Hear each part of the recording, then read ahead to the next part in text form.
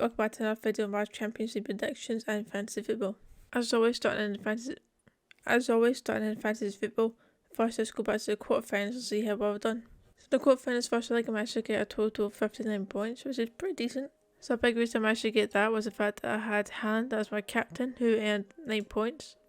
So because he's my captain, he got double points. So he got 2 points for playing 19 minutes, 3 points for an assist, and 4 points for a goal.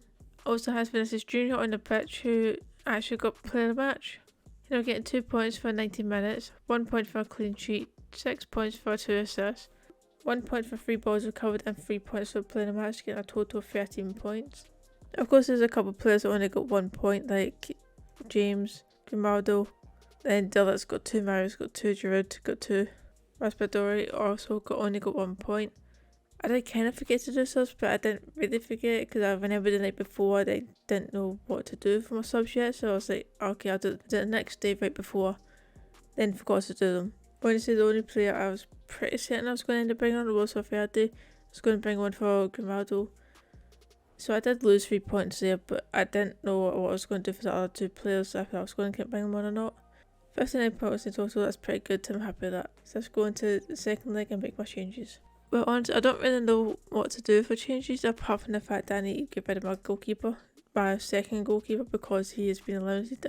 I ran out of free transfers to do it in the last one. I decided I'll keep him in the team because chances are Courtois will play and have a decent game. And he did, he managed to get 7 points. So I need to replace that keeper in case Courtois doesn't have a good game. Courtois is playing on the 18th, so if I can get a player that's playing on the 19th, then that means if Courtois have a bad game, then I can bring them in and hope that they get more points. So who's playing on the second day? Got Inter, Benfica, Bayern and Man City. Okay, Neuer's injured, so Sommer will probably be going in. From what I saw, he made it so they didn't lose by double digits. I could put Benfica's keeper in. He doesn't really get many points. Although, I mean, my main goalkeeper is going to be Courtois anyway, so it's only if he doesn't have a good game that he'll be brought in. No, I'll put Onana in since he's actually been having a good season, and then if Courtois has a bad game, Onana might be able to come in for the rescue and get us a few points. Okay, so apart from that, I don't actually know who I would like to bring in. I don't know what to do, so I'm just going to save it as that because I don't know what other players I should sub in or sub out in that matter. Alright, I've made my subs, so everyone that's on the bench is playing on the second day. Now let's go over into making my predictions. Alright, so in the predictor for the Champions League, my total points is 354, which I'm happy with. I think that is pretty good. Let's have a look at the leagues. Where does that place me?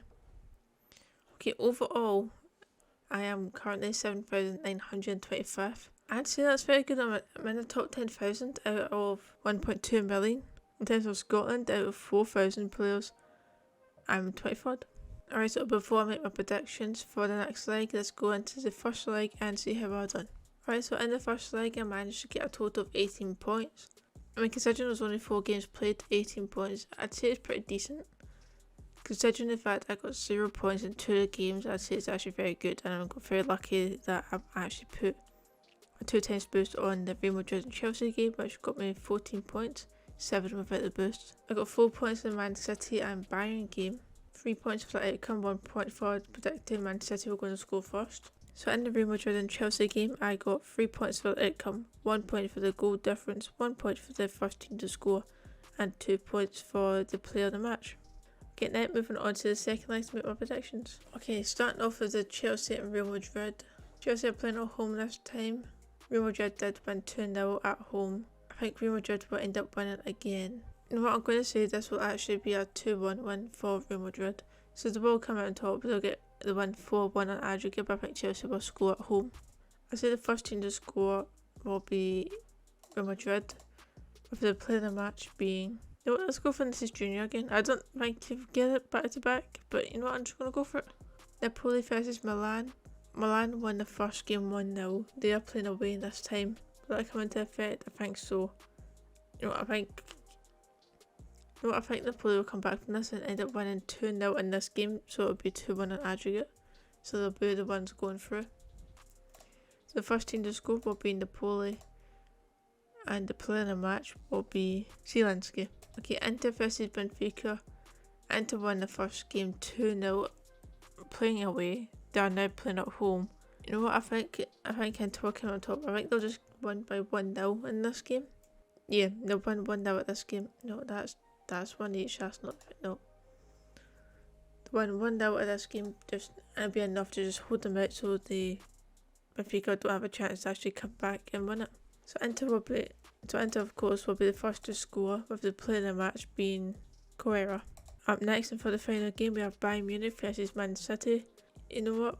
I think it might be a boring answer, but I kind of want to say it'll be a draw. You know what? I'm just going to say it'll be a 1-each draw. I don't think I'm going to get many points out of this game, if any. That's what I'm going to go for. Obviously, the first team to score will be Man City again, with the player of the match.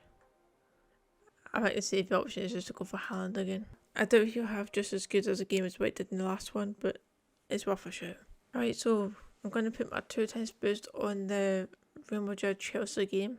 And that's a game I feel most confident about that I'm actually going to get points from. So I'm going to go for that one.